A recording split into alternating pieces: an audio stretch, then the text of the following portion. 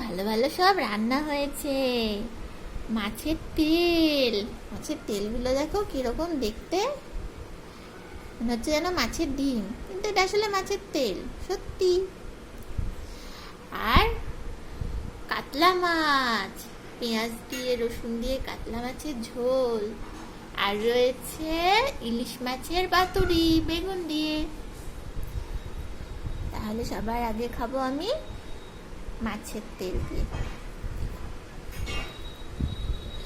মাছের তেলটা কি সুন্দর।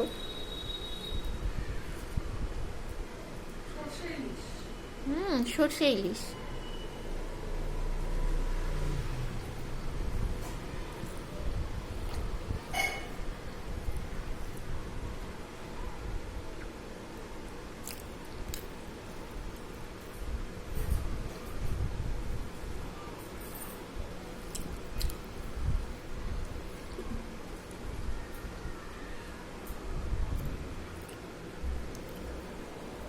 হুম, কি মজার খেতে।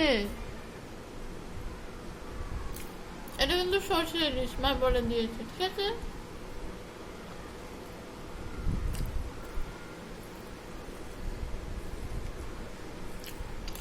তাহলে আমি খাই, বাই বাই।